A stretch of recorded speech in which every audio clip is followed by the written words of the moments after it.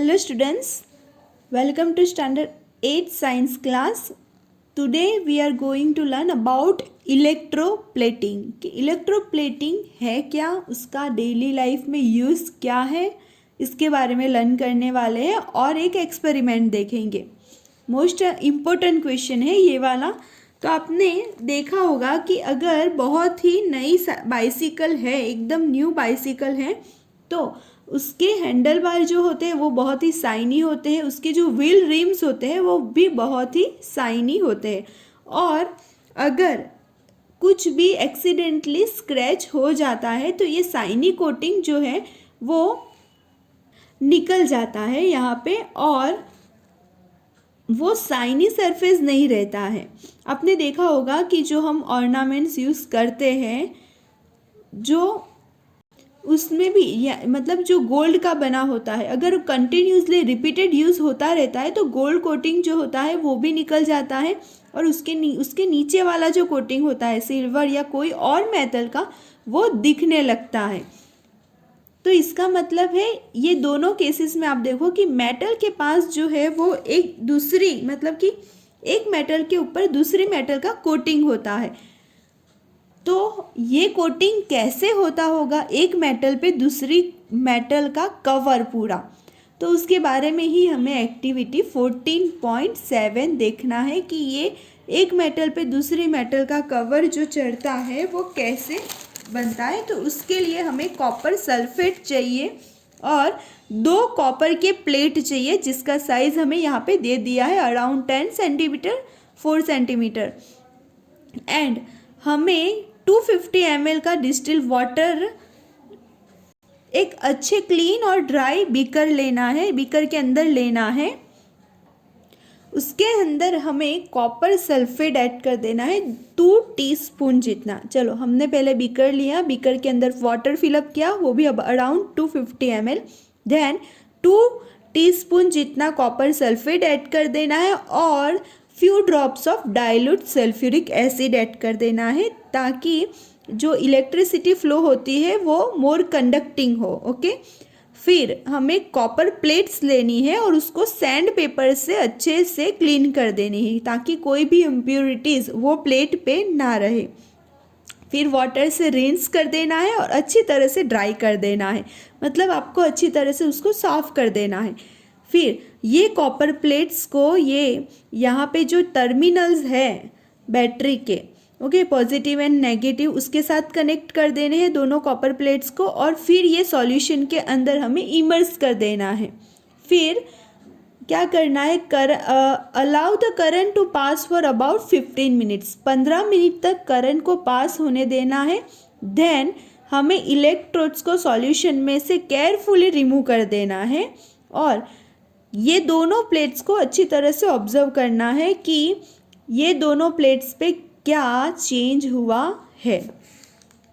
तो जब हम इलेक्ट्रोड्स को निकालते हैं तो हमें कुछ न कुछ डिफरेंस देखने को मिलेगा एक प्लेट के ऊपर। तो ये डिफरेंस क्या है, तो हम ये देख सकेंगे कि जो एक प्लेट का कोटिंग है वो स्लाइटली थिक हो जाता है। ओके, उस पर कोटिंग लग जाता है। एक प्लेट के ऊपर जो कोटिंग है कॉपर का वो ऑलरेडी थिक हो चुका होता है और colour of the coating is light reddish blue. और ये जो कलर कोटिंग जो अलग से लग चुका है वो क्या है, लाइट रेडिश ब्लू कलर का हो जाता है। एंड और जिस प्लेट पे कोटिंग लगा है वो नेगेटिव टर्मिनल के साथ ही जुड़ी होती है, उस पे ही कोटिंग आता है।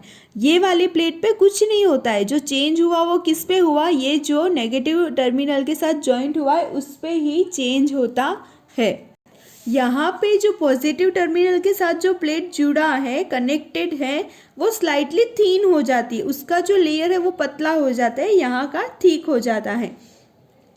और यहाँ पे कॉपर सल्फेट का सॉल्यूशन के अंदर कोई भी चेंज होता नहीं है, इट रिमेन्स अनचेंज्ड। तो यहाँ पे जो लेयर होता है कॉपर का वो कैसे आया, तो जब भी एक सॉल्यूशन में से करंट पास होता है तब कॉपर सल्फेट का जो सॉल्यूशन है यहाँ पे उसमें से इलेक्ट्रिसिटी पास आउट होने की वजह से कॉपर एंड सल्फेट जो है वो डिसोसिएट हो जाते हैं, अलग अलग हो जाता है कॉपर एंड सल्फर। जब हम इलेक्ट्रिसिटी पास आउट करते हैं तब जो कॉपर अकेला रह जाता है, दोनों, जैसे कि कॉपर सल्फेट का सॉल्यूशन लिया है हमने, तो कॉपर अलग और सल्फेट का सॉल्यूशन जो है वो ये दोनों डिसोसिएट होते हैं।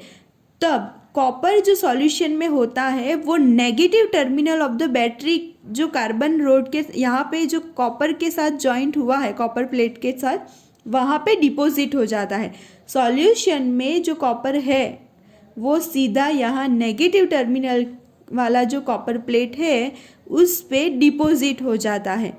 ओके, तो यहाँ सॉल्यूशन वाला कॉपर कहाँ चला गया? ये नेगेटिव टर्मिनल के साथ जो कॉपर प्लेट है वहाँ पे। तो सॉल्यूशन तो अनचेंज रहता है, तो क्या हुआ कि सॉल्यूशन में से तो कॉपर यहाँ पे चला गया, तो क्या होगा कि ये प्लेट के ऊपर जो कॉपर है वो इलेक्ट्रिसिटी पास आउट होने की वजह से क्या होगा, वो सॉल्यूशन के अंदर चला जाता है। ये वाला जो कॉपर है वो सॉल्यूशन के अंदर चला जाता है। सॉल्यूशन में से यहाँ नेगेटिव टर्मिनल में गया, तो ये वाले पॉजिटिव टर्मिनल से कॉपर कहाँ चला गया? ये वाले सॉल्यूशन के अंदर। इसीलिए जो सॉल्यूशन है उसके अंदर कुछ चेंज नहीं होगा, जितना लॉस हुआ उतना ही फिर गेन हो जाएगा। तो इसी तरह से एक इलेक्ट्रोड से दूसरे इलेक्ट्रोड्स तक यहाँ पे क्या होता है, कॉपर ट्रांसफ़र होता है। स्टूडेंट्स, ये बहुत ही सिंपल है कि जब इलेक्ट्रिसिटी पास किया तो यहाँ का जो कॉपर सल्फेट का सॉल्यूशन है उसमें से कॉपर सीधा नेगेटिव टर्मिनल पे जाता है, इस पे, तो ये थोड़ा ठीक हो जाता है। तो सॉल्यूशन में से तो कॉपर लॉस हो चुका है, तो ये प्लेट पे जो कॉपर है वो सीधा कहाँ चली जाएगी? ये सॉल्यूशन के अंदर, क्योंकि इलेक्ट्रिसिटी पास किया है। तो यहाँ का जो प्लेट है वो थिन हो जाएगा और ये वाला प्लेट क्या हो जाएगा, वो थिक हो जाएगा। तो ये प्रोसेस को हम इलेक्ट्रोप्लेटिंग प्रोसेस बोलते हैं कि the process of depositing a layer of any desired metal to another material by the means of electricity is called electroplating। तो एक बार क्या हुआ, बूझो ये एक्सपेरिमेंट कर रहा था तो उसको एक ही कॉपर का प्लेट मिला, तो उसने क्या किया, पॉजिटिव टर्मिनल के साथ कनेक्ट कर दिया, सॉल्यूशन एज इट इज़ वही, लेकिन दूसरा कॉपर का प्लेट नहीं मिला, तो उसने क्या किया, कार्बन रोड यहाँ पे ज्वाइन कर दिया। तो देखा, जब इलेक्ट्रिसिटी पास किया तो देखा कि ये जो कार्बन रोड है उस पर कॉपर का लेयर लग जाता है। ओके, यहाँ पे नेगेटिव टर्मिनल के साथ जो जॉइंट हुआ है उस पे ही यहाँ पे लग जाता है। तो यहाँ पे भी क्या होगा, इलेक्ट्रोप्लेटिंग वाला ही प्रोसेस हुआ।